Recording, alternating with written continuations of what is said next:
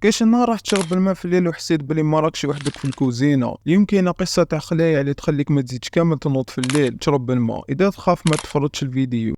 على بالي كامل زيرين يجوعوا في الليل خاوتي، سيرتو كي يسهروا ويعطشوا خاوتي، يحب يشرب الماء ولا يقلي البيض. بصح الحكايه تاع هاد الزيري تخلع شويه خاوتي. يقول هاد الزيري اللي هو شخص مراهق خاوتي انه موالفين في العطله يروحوا عند دار جدهم خاوتي، جايه في الدشره خاوتي. دار جدهم جايه في الجبل شويه خاوتي، عاليه شويه. وهو كان يروح ليها كي كان صغير، وكان يصراو احداث غريبه بصح عاديه خاوتي، كيما يحط صوالح فوق الطابله ما يلقاهمش، من داك يسمع الحس في الليل. مي هو قال نورمال خاوتي، بالك جدي يقربع في الليل. تا هذاك النهار خاوتي راحوا لدار جدهم نورمال، تعشاو مول العشاء ريحوا يقصروا شويه. هو كان عيان خاوتي، راح يرقد خاوتي. ناض في الليل جوايه 2 ساعة الصباح، كان عطشان ميت بالعطش، راح يشرب الماء في الكوزينه. كي راح للكوزينه خاوتي شعل الضوء، لقى اختو قاعده قدام التيقه. طلب التيقه على 2 تاع الصباح خاوتي. السيد ما كان سامع بها، خلاص شرب الماء وجا راجع يكمل رقادو. بصح كي كان جايز على الصالون لقى اختو راقده ويما راقده خاوتي. السيد ما فهم والو خاوتي، كيفاش اختو راهي راقده وراهي في الكوزينه في نفس الوقت خاوتي. سيد رجع يجري الكوزينه، لقى الضو طافيه وما قدر يخليها شاعله، بس حسبت له اختو راهي في الكوزينه خاوتي، وما لقى حتى واحد في الكوزينه. من الخلعه بدا يستغفر خاوتي، وراح يجري للبيت ديالو. تغطى وغمض عينيه ورقد خاوتي. قال ما زدت حكيت هاد الحكايه لحتى واحد. كاش نصراو لكم مواقف كيما هكذا خاوتي. اللي عنده حكايات هكذا يحط في التعليقات. ما تنساش دير ابوني وديجا.